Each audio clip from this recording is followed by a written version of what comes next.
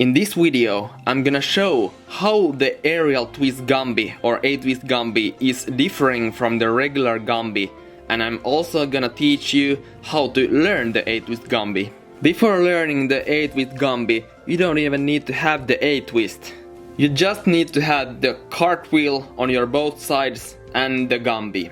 Both regular Gumbi and the A-twist Gumbi have similar arm motion, they just differ in their takeoffs. When it comes to the regular Gumbi, you are leading the whole move with your non-takeoff leg, so the leg that swings up.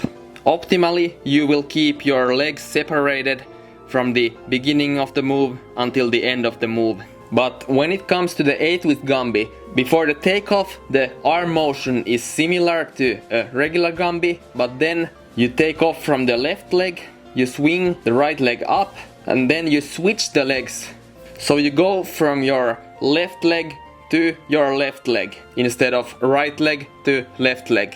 And this can feel very awkward at first, but I'm gonna show you how I learned it.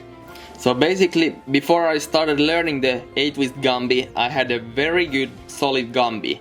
The first step that you need to take when you are learning the A-twist Gumbi is to just do this kind of shadow training. So you're basically feeling how it feels like to take off from your left leg and then put your right arm first down instead of the left like in a normal cartwheel. The A-twist Gumbi is basically a dark side cartwheel from your regular side cartwheel setup. It sounds very weird, but that's how it just works. So at first do just that. Try to do the dark side cartwheel of your regular cartwheel setup. Don't yet think about a Gumbi, just do that. And once you are comfortable with that step, start applying the Gumbi arm motion.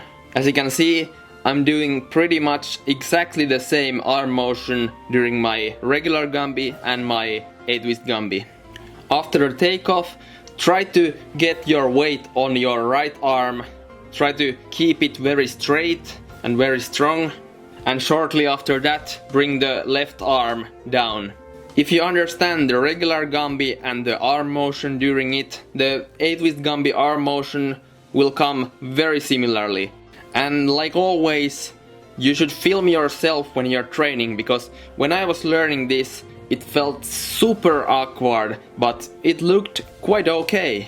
And that was very motivating for me, because I knew I could make it better and better, and it got so much better at just one session. This move may look more complicated than it is. Like, it's not an easy move, but it's not very hard either.